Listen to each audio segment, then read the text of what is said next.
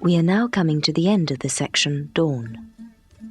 A short film brings this section to an end.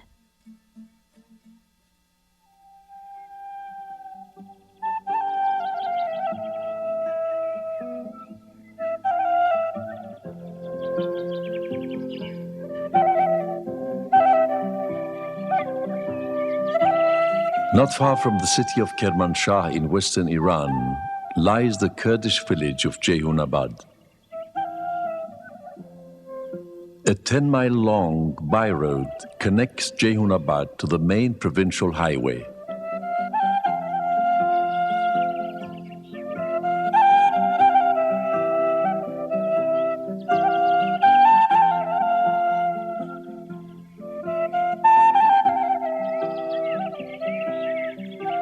Not far from this junction lies Mount Bisotun, bearing on its stony flanks cuneiform inscriptions 2,500 years old, attesting to the trials and triumphs of the Achaemenian king Darius the Great.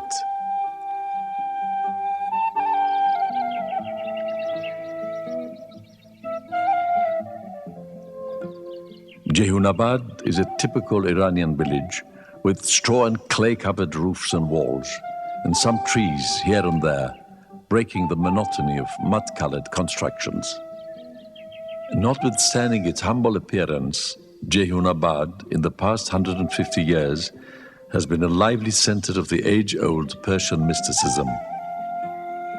All along these years, it has been the seat of some saints, surrounded by their families, who have loyally followed their spiritual paths. One of those families is that of the ancestors of Ostad Elahi. My father, Haj Ne'mat, was an author and a mystic poet, and was considered by many as a great saint. While very strict in his ways, he was in essence most compassionate.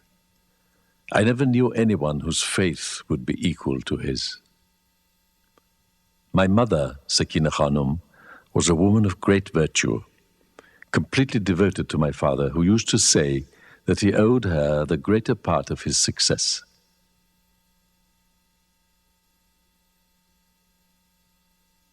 It was in this house in Ceyhunabad that I was born on the 11th of September, 1895.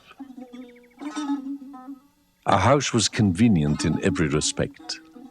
Its different rooms gave onto the inner courtyard. It was within these walls, far from the noise and agitation of the world, that I spent my childhood and adolescence.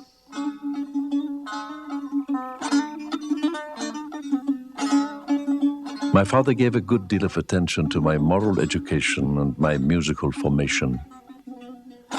I remember that one day, when he had reprimanded me for some reason, an old woman who worked in our house said to me, "My dear, what have you done that your father—" But I snubbed her before she had finished. She didn't say anything. A few moments later, my father said to me, "If I forgive you for the first mistake, I won't do it for the second one, which was that you broke the heart of that old woman. You must first obtain her pardon." He was very exacting when it came to the question of respect for others. From the age of 9, under my father's watchful direction, along with some of his companions, I started a life of ascetic retirement within the confines of our house.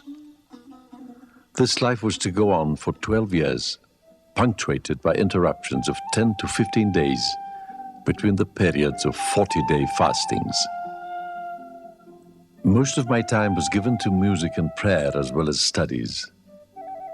These years, filled with inner experiences, during which I was steeped in spirituality, were the most beautiful years of my life.